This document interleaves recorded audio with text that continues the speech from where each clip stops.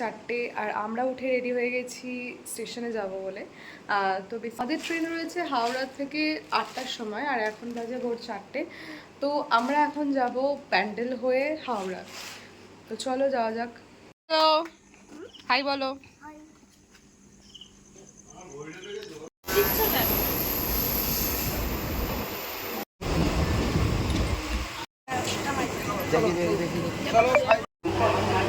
না আই তুলছে কেন? প্যান্ডেল থেকে হাওড়ায় যাচ্ছি, এখন আমি জেগে গেছি। আমরা এখন চলে এসেছি হাওড়া স্টেশনে।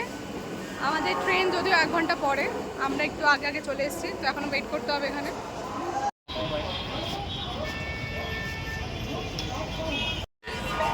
আমরা এখানে ঘুরতে ঘুরতে একটা ভালো স্পট পেয়েছি যেখানে হাওড়া ব্রিজ পুরো একদম সুন্দরভাবে দেখা যাচ্ছে, তাই তো? আমিও আসিনি, বেশ ভালো। আজকে আমাদের ট্রেন ছিল হাওড়া থেকে জাসিডি পর্যন্ত পূর্বা এক্সপ্রেস, যেটা 4 ঘন্টায় আমাদের পৌঁছে দেবে জাসিডি। আমরা ট্রাভেল করছিলাম স্লিপার ক্লাসে, তো আমাদের ভাড়া পড়েছিল 245 টাকা পার পার্সন।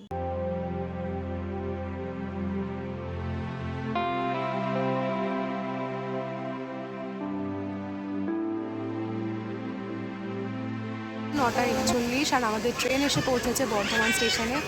যদিও পৌঁছানোর কথা ছিল অনেক আগেই, ট্রেনটা অনেকটাই লেট, তবে দেখা যাক আমরা কখন ফাইনালি জাসিডি গিয়ে পৌঁছাই। সবাই শুয়ে আছে, কেউ জানছে না। আমাদের ট্রেন এখন 45 মিনিট লেটে চলছে, জানি না কখন পৌঁছাবে।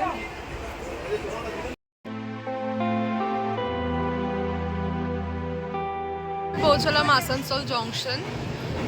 এখন আপাতত ট্রেন 34 মিনিট লেট। আর এখানে সবাই এখন জেগে উঠেছে ঘুম থেকে।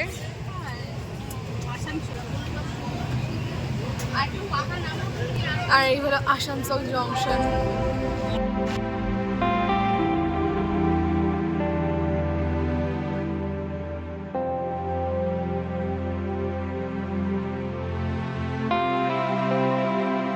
আমাদের ট্রেন এখন এসে পৌঁছেছে মধুপুর স্টেশনে, আর এর পরের স্টেশনে কিন্তু জাসিডি। আমরা এখন পৌঁছালাম মধুপুর স্টেশন, এর পরেই জাসিডি। তো এখান থেকে মিনিমাম 15-20 মিনিট লাগবে টাইম। তো চলো ব্যাগটা গুছিয়ে নেওয়া যাক।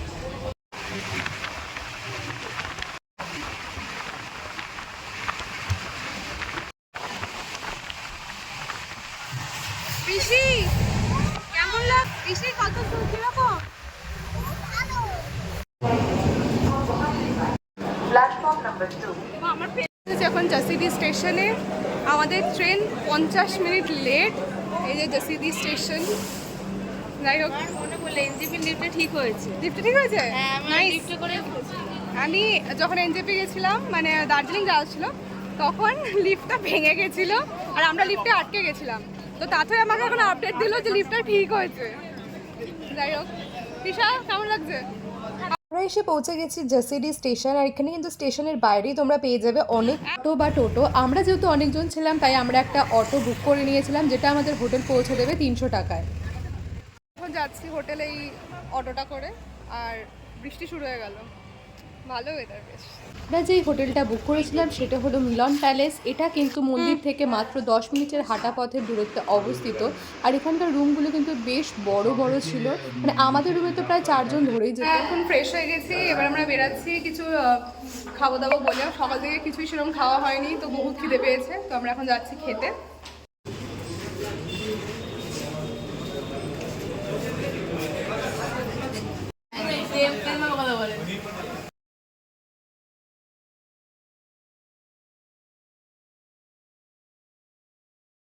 আমরা এখান থেকে লাঞ্চ করে নিলাম, আর খাবারের কোয়ালিটিও বেশ ভালোই ছিল। এখন আমরা যাচ্ছি প্রথম নন্দন পাহাড়ে। আমরা এসছি নন্দন পাহাড়ে। হ্যাঁ, এখন আমরা পাহাড়ে উঠবো। বল। হ্যাঁ বল। আমরা এখন পাহাড়ে উঠবো। চলো তোমাদেরও নিয়ে যাচ্ছি। চলো তোমাদের মিশিকে আজকাল ব্লগ বানানো শিখছে, তাই তো মিশি? হ্যাঁ। এখন একটা ছোটখাটো ট্রেকিং করছি আমরা। ট্রেকিং তুই জানিস কাউন্টার রয়েছে এখানে, 10 টাকা দিয়ে টিকিট কেটে এই ভেতরে যেতে হবে। আর ওপরে রয়েছে একটা মন্দির, তো আমরা আপাতত মন্দিরে যাচ্ছি। মন্দিরের জন্য টিকিট লাগবে না।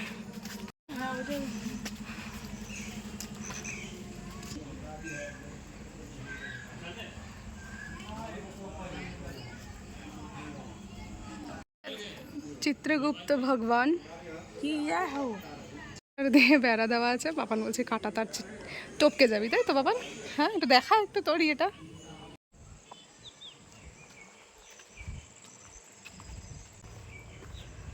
ওয়েদারটা না খুব ভালো লাগছে সিরিয়াসলি। হালকা হালকা হাওয়া দিচ্ছে, বৃষ্টিও পড়ছে। আর এই সাইডের স্কাই পুরো ক্লিয়ার, আর এদিকটা পুরো মেঘ করেছে। মানে ওয়েদারও আমার মতন কনফিউজড লাইফে। এখানকার ভিউটাও সুন্দর লাগছে।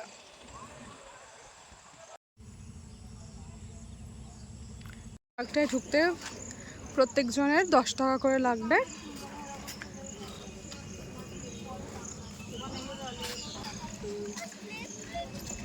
এখান থেকে কিন্তু বেশ ভালো দেখা যাচ্ছে।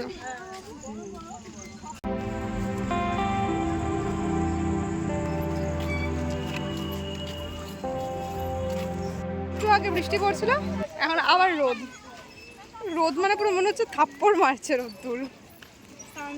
হ্যাঁ, এখানে বেসিক্যালি কিছুই নেই, শুধু এখানে একটা ভূত দেখতে পাচ্ছি। এর ভূমিকাটা কি আমি জানি না।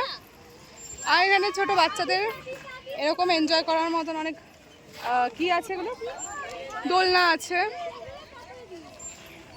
এটাই, এখন আবার গাড়িও চড়ছে বাচ্চারা।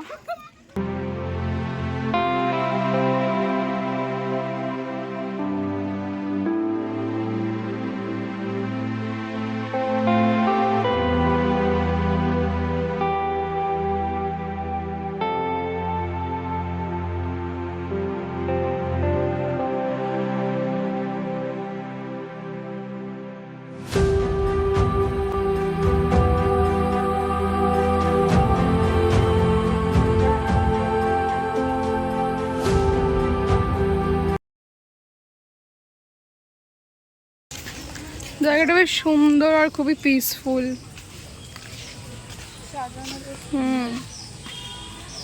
ভালো সাজিয়ে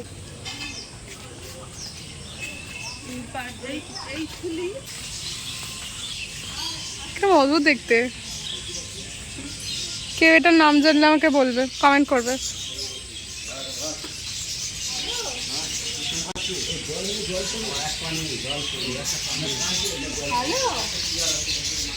কত পাখি।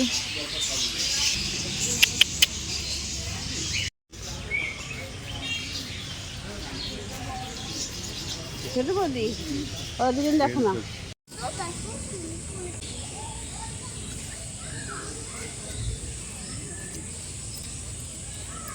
6:30টার সময় আরতি হয়, সবাই এখন যাচ্ছে দেখলাম। বাট আমরা এখানে এখন অ্যাটেন্ড করতে পারছি না, এখন আমরা হোটেলেই রিটার্ন যাচ্ছি। তো তোমরা যে চাও সে অ্যাটেন্ড করতেই পারবে। খুব সুন্দর জায়গা। হাই বলো। হাই।